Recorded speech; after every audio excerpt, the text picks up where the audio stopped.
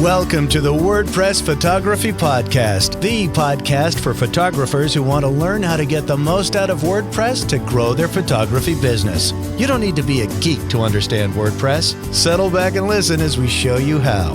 Now, here's your host, Scott Wyden-Kivowitz. Welcome to episode 21. My name is Scott Wyden-Kivowitz, and I'm joined by my co-host, Rachel from Photoscribe. Hey, Rachel. Hey, Scott. How are you? I'm doing well. Just got back from the DC area, nice and refreshed. It was a no-work vacation.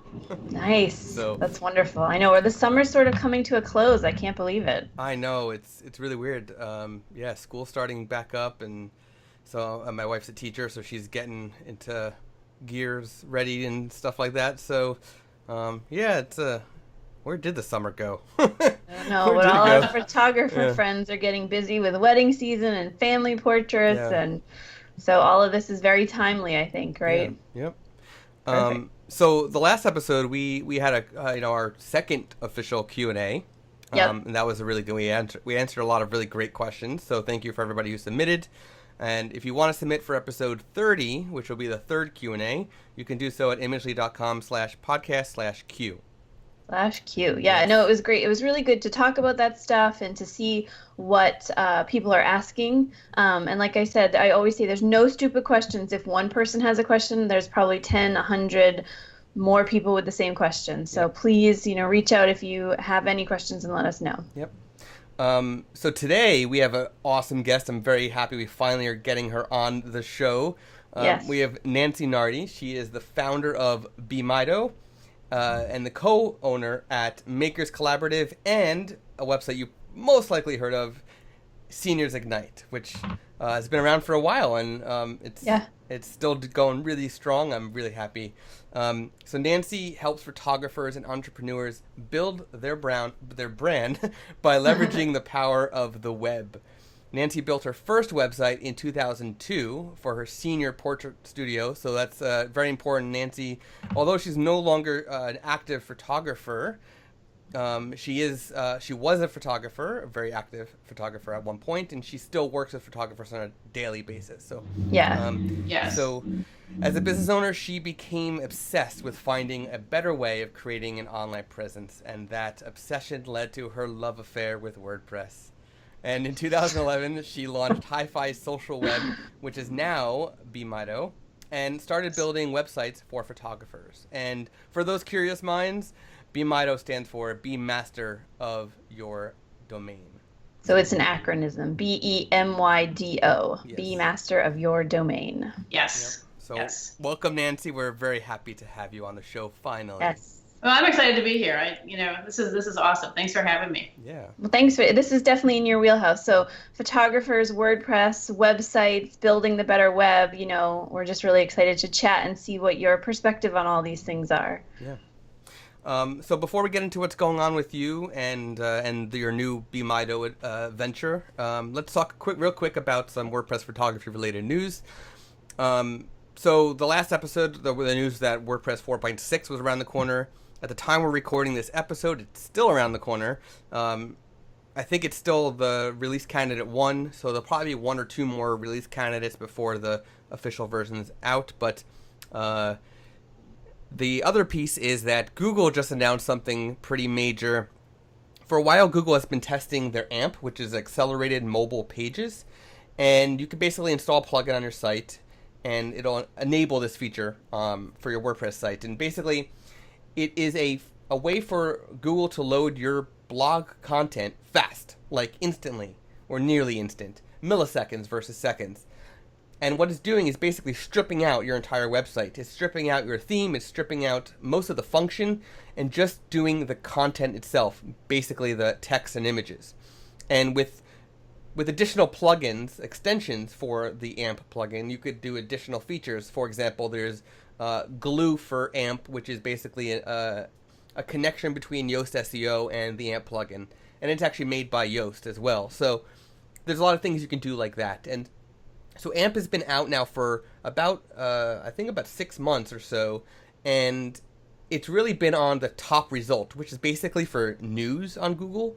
So that websites like I don't know, the New York Times and stuff like that could use AMP, and it would show up through Google results on a mobile device, so in Google Chrome and things like that.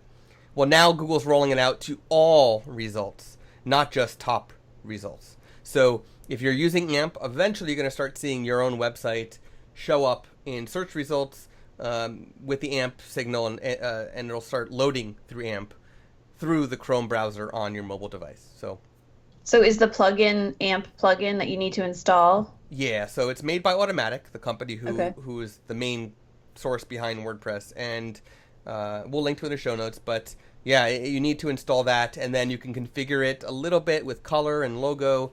And you can add some, like I said, you can add additional extensions if you want to connect certain things to it. And does it only pull from blog posts natively? Yes. Okay. Yeah, it's only blog posts. So it would be really good for photographers who are blogging. Correct. Awesome. Yep. And so Google did say a while back that AMP could potentially become a ranking factor for SEO, but right now they're still saying it's not. So that's just something to keep in the back of your mind if you're worried about SEO. And we're going to talk about SEO in a little bit. Yes. Or really not SEO. But if you're concerned about it and you want to stay ahead of the curve, then you might want to consider the AMP plugin, maybe. So think about it. Good information. Yeah. Way good information. Yeah. So Nancy, tell us about Be Mydo. What, obviously, as I said in the intro, it came from another company that you started, and you're sort of rebranding it and redoing what the product's offerings will be. And so tell us about it. Well, we've seen a lot of pain around photographers just trying to get a website and not being really informed. I think the focus a lot is on tools and popular tools rather than, actually getting the website working for your business. And so we were creating some products and services that more help them use their website that actually got them clients. Yeah. Versus setting up just a portfolio. People get so focused on tools and they spend all their time tweaking their site rather than working on the actual content for their site. Yeah, so. That is we talk about that a lot too, especially with WordPress can do it all, but in the days of Flash, they had a Flash site and a WordPress blog, and now combining them all. So for my own interest, I'd love to hear your backstory. So you started as a photographer and then moved into Seniors Ignite, is that right? Or what's your story of how you got to where you are now? Well, I had a senior portrait studio, and my first site was a Flash site. It was the first site I built, and that was what everyone was using. Yep. And as I started to kind of work with WordPress, I started to kind of just help other photographers too. I'm like, hey, you have to try this out because Flash was really starting to get outdated quickly. And that was right around 2006, 2007. So I started kind of helping people, and it was very do-it-yourself. But I loved it because if you were an early blogger, you got really fast SEO results back in those days. So it really was significant. But I just started to do that more and more and enjoy it more and more. And so I found myself doing that more than photography and letting that kind of fall to the wayside. So I kind of, as I branched into web design, that's when I started Hi-Fi Social Web and closed my studio down. I also, at the same time, we started Seniors Ignite, which was sort of a side project. And it ended up turning out to be the main, it overtook my business. Well, it's such a great resource for photographers, especially focusing on high school senior portraits, because they really have a unique sort of set of needs as high school seniors. And Seniors Ignite definitely hits all those points that you need. So if you're listening and you haven't checked it out and you're shooting high school seniors, you need to go check it out. Yes.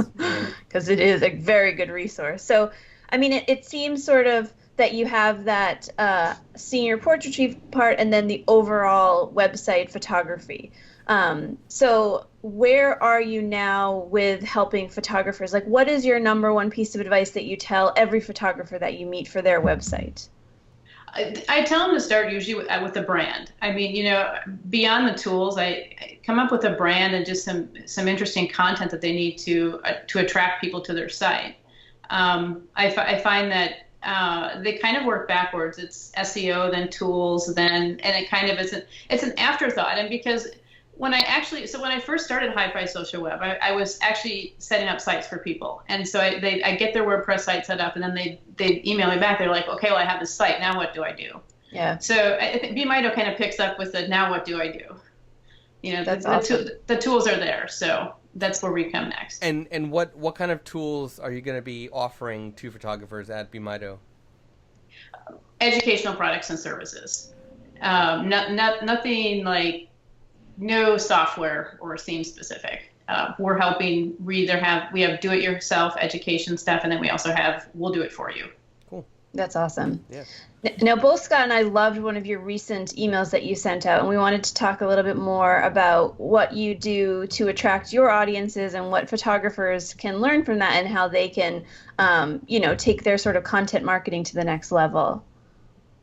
Well, Seniors Ignite grew very quickly from content. We blogged in the early days a lot, about 3 days a week, and we sent a weekly email, and that helped us tremendously. So much so that even pulling back, we create content far less than we used to, but that early content, and especially the key content, continues to bring in traffic. So content is one of those things that just continually pays off. Yeah. Just writing posts, sharing images. Images actually do a lot for us too. Image search kind of gets overlooked a lot, but that was how we grew it. One thing that I think a lot of photographers need to realize is that if you have a piece of content that is constantly bringing more traffic to you over time, even if it's 7 years old, you can go back and update it and add more content to it, or add more images, or add a call to action about something. I actually just did that this morning to an article that is still bringing in a lot of revenue for me. And so I just went back and I just updated it. Very small update, but it's important. And if you actually put in the word or phrase saying last updated on this date, search engines will see that. And interesting. That'll help. That's good to know. That's good to know. So, so the email you sent out was really interesting because it was sort of talking about SEO and how and I know that you actually value SEO, right? Yes. But the funny thing is the email was like, SEO is not that important compared to what this other topic is, right? And I think it's a really good discussion, because I agree that there is this fine line between just being organic overall, adding that SEO in, and adding this conversion optimization in. So let's talk about conversion optimization a little bit, and specifically, you want to explain what your definition of conversion rate and conversion optimization is? Well, conversion rate is, it's getting you want your visitors to take some type of action on your site. You want to, whether it's to fill out a form, to call you for a consultation, or to book a session, you want them to do something when they come to your site. And you have to also keep them coming back to your site. And so conversion rate optimization really is kind of optimizing those things. With SEO, what I tell people is it is important, but I think people, the non-experienced people will view it as a tool, but they forget that there's the content part of it, or there's the other part of it too. So it's like, well, we need to create some type of page content or blog post, and that's the kind of the SEO part that usually gets missed, because it's hard. It's a lot of work. Yeah, it's definitely, whether you're talking to the robots that run the SEO or the people that are viewing your site. And I've had a lot of discussions with people who have great SEO and they have thousands of people, but may not necessarily have the booking rates, because if 1,000 people are viewing your site and only one of them wants to book you in your local area, versus only 100 people looking at your site, but 10 of those people want to book you and are in your area and stuff like that, because your content is better suited for them.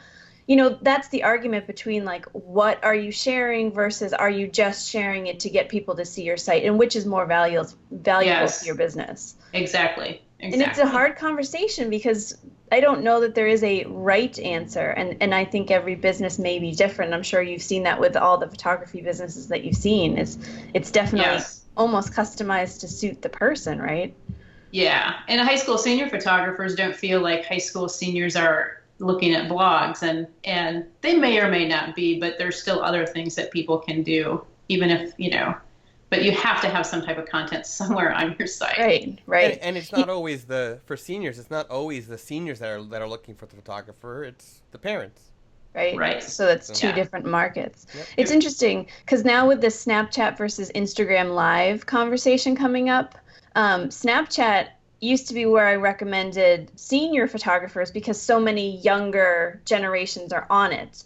And now with Instagram Live, do you have an opinion on whether that's going to bring younger people over to Instagram, or how does that fill in that sort of senior niche to you on web marketing? Well, what we're seeing is they're actually, the seniors and teens still are on Instagram, but they just aren't active on Instagram.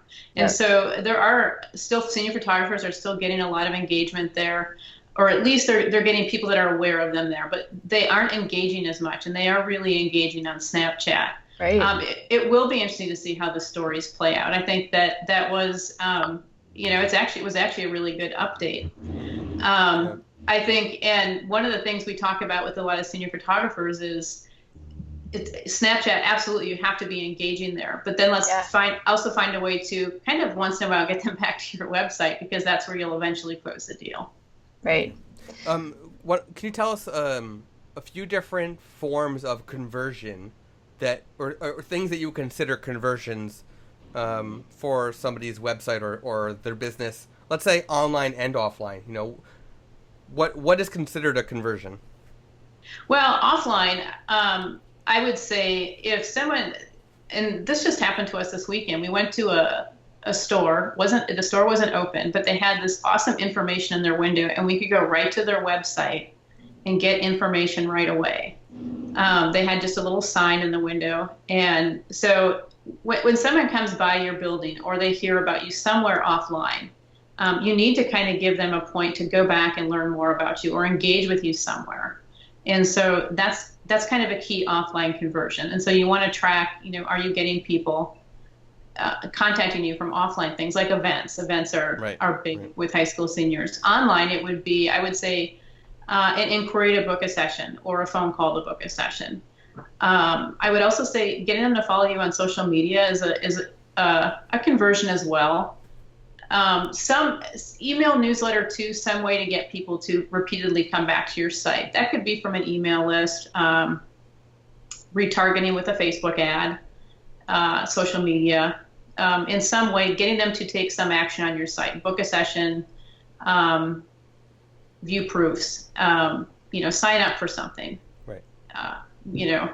Cool. I would say also set up a customer account. I think that's kind of, something. You want them coming back to your site, like viewing galleries, setting up a customer account to view a gallery. So that's kind of another one. Nice. Sorry. What, I still can't get the... Well, no, my phone is still connected through this computer. So every once in a while I'll hear it ring, and I'm like, what? This is a computer. Again, all this technology, right? Yeah. Actually, I didn't even hear it this time, so. Oh, good. Okay. Yeah. I didn't hear it either. Oh, good. All right. Did you have a question? Well, I think I'd love to hear the evolution of how you have used WordPress, because you've been using it since 2006 and now we're in 2016, and it has, like, for you, I know we've sort of talked about tools, but how has your use of WordPress changed, or has it? Oh, yeah, dramatically. When I started using it with my studio, I actually did it. I started using, I could let people book online. And I actually embedded the booking online software into my WordPress site. I used Acuity scheduling at the time. And then I also, I did in-person sales, but then I wanted to make it available for people to buy prints, to be able to reorder prints from me online. And so I had some online software that kind of worked with WordPress. So people could, reorder prints and stuff. And that was also kind of a source of leads too. So if you have people that would send their friends there, you could capture their email address. So I started out doing that. And at the same time, I also started selling templates. So I also started using e-commerce, which is really rough around the edges when I first started. So that's how it branched off. And so then I started, when I set up obviously my Hi-Fi Social website, using that for web design and attracting clients there. Seniors Ignite we use for everything: event websites, e-commerce, membership sites. I've used WordPress for just about everything. I think social media integration too was a huge thing, even in 2007 and 2008. You just couldn't do those things with a Flash site. I mean, that was part of my reason for moving. There were some things you couldn't do. So yeah, I didn't even think of that. That's interesting because I wonder, when did the Facebook API even become public? Things like that, and WordPress would definitely be the first one to adopt that, right? Yeah, I mean, they were the first to have everything, and so you had like almost enterprise level software for small business people, and that's really that's what made me start in it. I had no experience with it, but it was fairly easy. So it's funny that you've mentioned Flash now twice, and just funny timing, because just this morning I published an article on why you shouldn't use Flash anymore. That photographers should never use Flash anymore. And through one of the websites, one of the wedding photography websites that Imagely runs, I see a lot of wedding photography websites, and I would say half of them are still Flash. And, really? Oh yeah. Yeah. Same. Wow. Yeah. Same. And if you go to Pandora, I removed Flash from my computer because Adobe, they discontinued it. It's done. You can still download it, but they're not updated anymore. It's discontinued. Right. That's why I'm so surprised. Yeah, if you remove Flash from your computer and go to a Pandora, right, a very popular music streaming website, you can't use it. Oh, I had no idea. Yeah, I didn't either. That's interesting. It's like you could easily build it on HTML5, right? This is techie for all the photographers. Whatever, it's going over your head. Doesn't matter. They can easily build it on an HTML framework that works across all devices, but no, they decided to do it on Flash. So they're basically saying that all of their members, paid and non-paid members that don't have Flash, are just basically screwed, right? So well, I mean, they could still use the iPhone app too. I mean, it sounds like they probably spend all their money, and that's a conversation too. I mean, so when did the first iPhone come out? 2006, and that was the point where they refused to use Flash, and so Flash then became obsolete. It took a little while, but for visual people, even WordPress didn't do visual well until recently. That's right. Actually, that's another good topic to move into. Is the visual aspect and how things have changed. Nancy, you've seen a lot. Yeah. Of progression in WordPress over the years. You've designed for WordPress. What are some of the latest trends you're seeing photographers do with their WordPress sites, either in pre-made themes or the custom themes they're having made? Like what are some of the design things you're seeing more often these days? I would say bigger images, big hero images on the home page is one of those, and that's a great one. I think I'm not seeing as much in the photography community. I would say image and typography outside of the photography community are huge, and the drag and drop builders are really getting big, because photographers, and this is one of the things that I've heard most, is they want to be able to visually see it and move it around that's in a way that's intuitive. And so, you're seeing a lot of front end website building now, and and that's huge. Right. There's a lot of page builders popping up for WordPress that are either trying to innovate or basically copying other services. So, and we've talked about a few in the past. We've even had a guest from one that I know you like, and I personally have my my like and dislike of page builders, and I think there's very few companies doing it the right way. And Beaver Builder, the one that you're going to be talking about in a little bit, is one that I think is doing it the right way. There's another one that's free that we've been in. I've been talking with one of their developers. It's called Elementor, they're doing things the right way as well. They've got a little bit more work to go, but they're moving in the right direction. So let's talk about that. Page builders, we talked about it with with Beaver Builder about 2 or 3 episodes ago. Yeah, that was a great conversation. That was a really, really good conversation.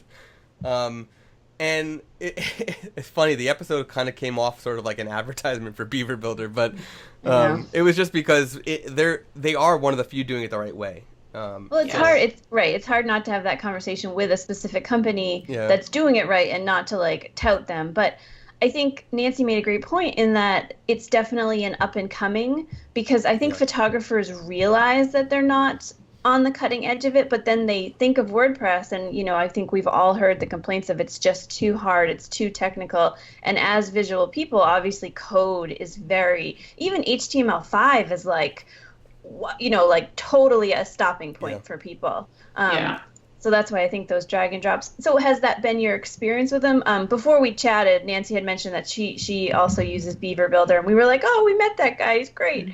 But have you had clients come to you and say specifically they want something like that, or have you proposed it to them? Well, I propose it to them. I think what I find is a lot of photographers aren't necessarily aware of the drag and drop builders, and that, I guess, if you're in the WordPress community, of course, you're very aware of it. Right. And I've tried a number of different page builders, but I try to explain to people that WordPress is you can drag and drop and create a page just like you can with Squarespace. It just with Squarespace you go to one site and you only have so many options, so there's some constraints there. With WordPress there's many options and most people just don't know where to go look. And one of the reasons I like Beaver Builder is because I've been using WordPress since 2007. It has grown with my business over the years, and I don't ever have to switch web platforms. I'm on the same one, and so I can start relatively easily and inexpensively, and it can grow as I need, and I don't have to shuffle around and say, okay, now I'm stuck with Wix, because people will come to me after a couple of years. They're like, this is not working for me. I've outgrown it. I need something, something more. And Beaver Builder doesn't give you that lock-in effect where you're not stuck with their tool forever. If you turn it off, you still have your content, and you don't have to weed through a bunch of outdated, code or short codes, for lack of a better word. So that's why I like it. It's easy, and but there's other good ones too. But they have kind of a lock-in effect. Yeah, I think that was the biggest sort of revelation with our conversation with the Beaver Builder guy, is because so if you have a theme and you're using what Nancy mentioned, short codes, if you change themes, all of those short codes then become obsolete. So the biggest benefit of WordPress is that it's a content management system. So where Nancy's grown her business from 2007, it's all been in one place. So you can change the theme, change the dressing, change your brand, change how things look, but your content's all in the same place. Unless you build it with these things like short codes or things that can't be changed. Right. So I do think that the WordPress community is very aware of it, and they're definitely building tools that are able to grow with these businesses, and that's where I'm hoping that photographers will realize and jump on the bandwagon. But I had a question for Nancy in that when you first mentioned the Google image search. Is there something that you recommend to your clients or that you do yourself in terms of renaming images or like file sizes so that your company can grow with the same website? There's a plugin called SEO Images. I believe that's the name. There's a free and a premium version. That's the free one is awesome. It'll rename all of your images automatically to match the page title. Awesome. And the nice thing about it is if you already have an existing site, it will go back and do that for all of the existing images. I like to hand name the images and add my own alt text, because you can set up like a metadata template in Lightroom or Photoshop that will automatically do that for you and add your info. Yep. But that's almost always overlooked. People don't see images as SEO necessarily. Right. So right, and it's for photographers, it can be the biggest thing, And WordPress, if you rename the images, hand rename them, it will automatically put it in the alt tags, but then you have the option to go in and change the alt tags, which we do recommend because it will give you the most SEO sort of bang for your buck. But it's work. It is time. It is a business task that, takes time. So you have to really, I guess, prioritize what you want, right? Or you just outsource it to somebody else to do the blog content for you. Yes. Yeah, and if people do kind of be like, do I need a web designer or a web developer? I'm like, no, go get help with content or branding. Yeah, I mean, it's there's important. so many, because the tools are there and you can use the tools. You don't need a designer for the tools. Right. Yeah. One of the nice things about page builders, whether it's Beaver Builder or most of the others, I know that Elementor doesn't have this yet, but I think they're working on it, is in addition to being able to drag and drop specific things anywhere on a page that you want, for the most part, they have pre-made page templates. So, if you have a specific design for a landing page for mini sessions that you really want to use, you can just go into the page template gallery that they have, choose it, it'll implement it on your page no matter what theme you're using, and you'll have that design done for you. And then you can go in and customize the text and all that stuff. Or if you want to make your own to use multiple times on multiple pages, you can do the same thing. So, you can go in and create a mini session landing page in Page Builder XYZ and use it across multiple mini sessions every season that you do one. So that's a big advantage as well, as in addition to being able to just drag and drop wherever you want, is reusing your content over and over again in your layout. Yeah, that's a great feature that they have. So obviously Beaver Builder is your recommended WordPress plugin.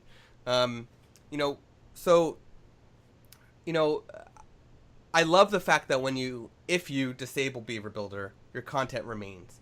And there's probably only 3 page builders that I've ever seen, and I've tested a lot of them, that do that, right? And that's the right way to do it. Keep your content there with no shortcodes, or no code at all, just your content, so that you can go in and edit it if you happen to disable the page builder.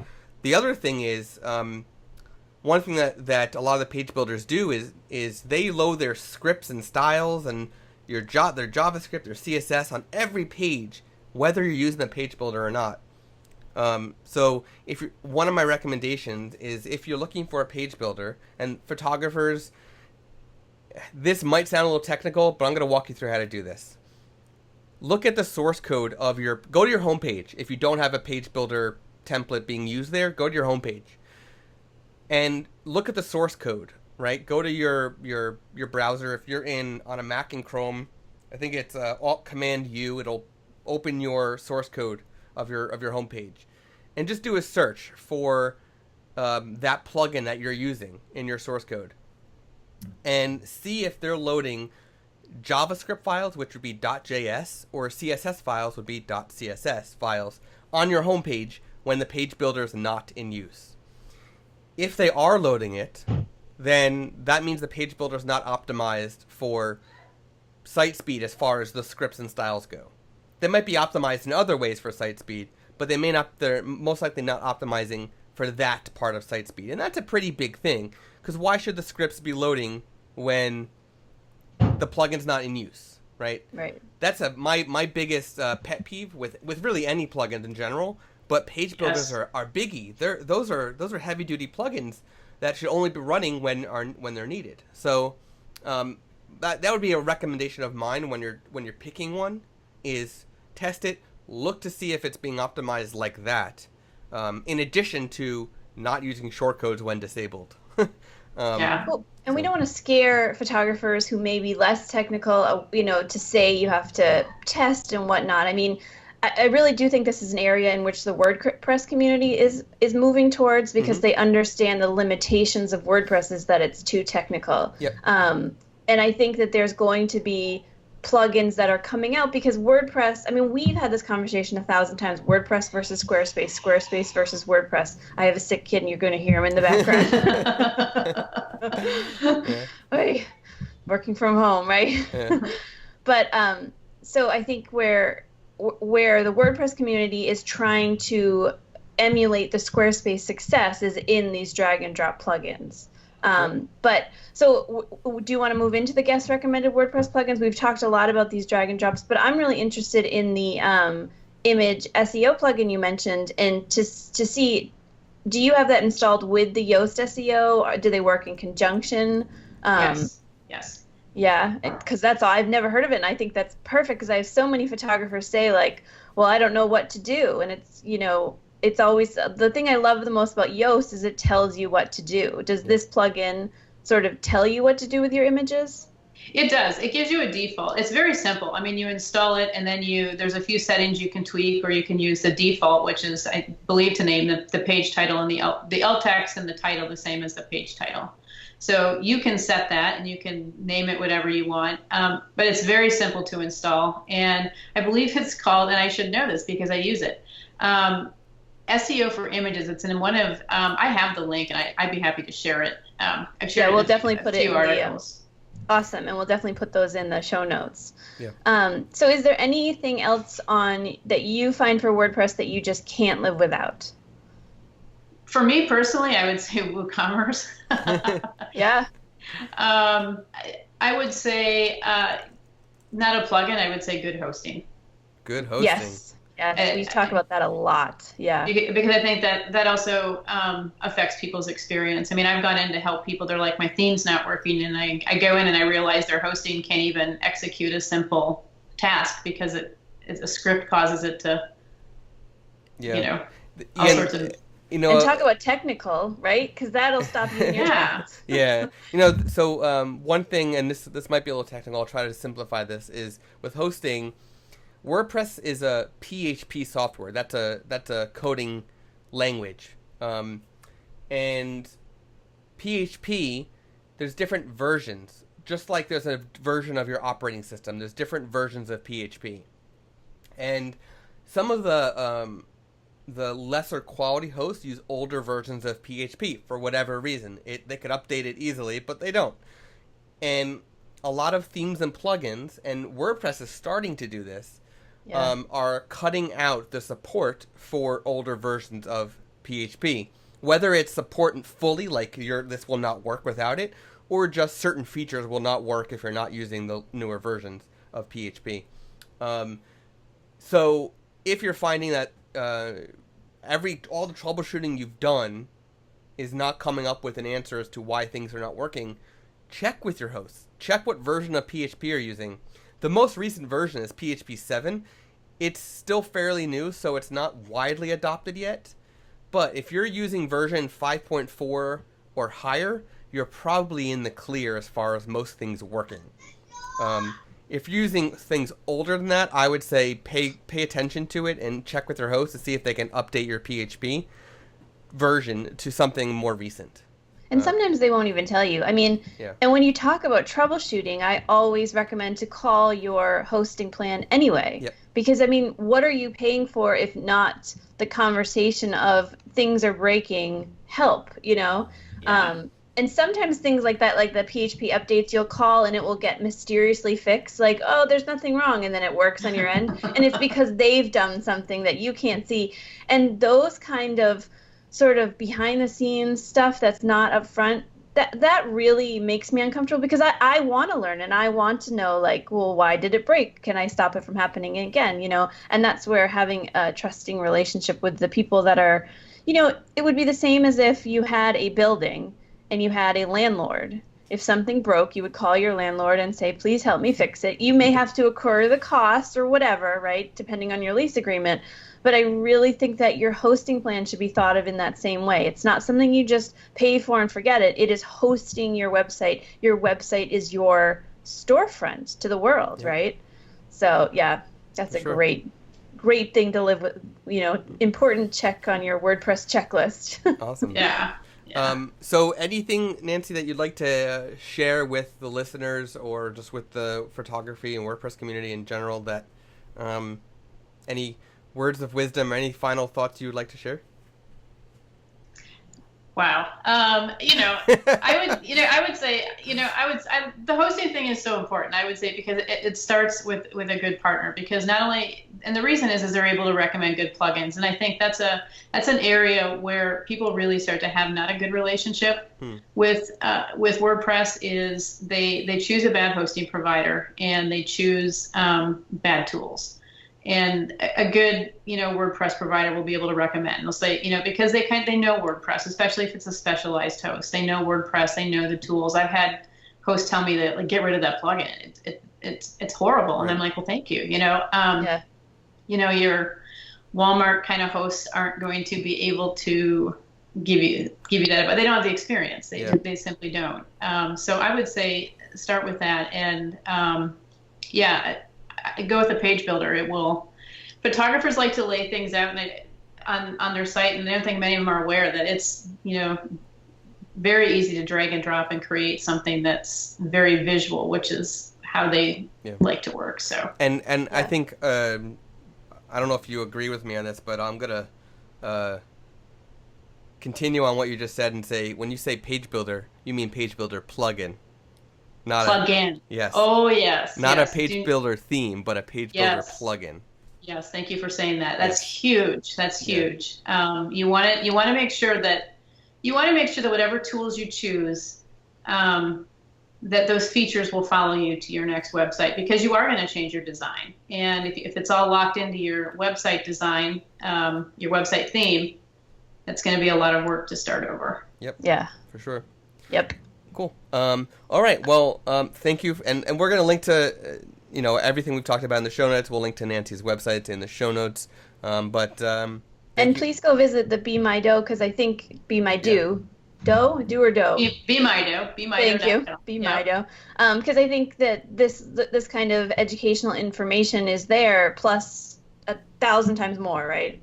Yes. Yeah. We're going to have lots of hosting information, stuff like that, for choosing hosts and themes and stuff to help people. So I'm really looking forward to seeing the launch of it. I'm really excited. It's gonna be cool. So yeah, I mean, just this kind of resource is so needed. I mean, this is why we started the podcast, and we've had some great reception, and just having a place to go to just talk about this, we're very excited. Yeah. Especially for photographers specifically. Yes. They have some unique needs. Yes. And, oh yeah. and they really need to be aware of it. You are selling your images as a photographer, and your website needs to support that, not your photographs supporting your website. Like, it needs to be a one-way, the other way than most people are going. Yes. Yep. Great. Well, awesome. Thank you, Nancy, for joining us today. And, thanks for having me. Yeah, and thank you, Rachel, for being an awesome co-host. Thank you, Scott. You as well. And you can find the show notes from today's episode at imagely.com/podcast/21. 21. So until next time. Bye. Awesome. You've been listening to the WordPress Photography Podcast. To listen to other episodes and to subscribe to the podcast via iTunes, Stitcher, Google Play, and more, please visit imagely.com/podcast.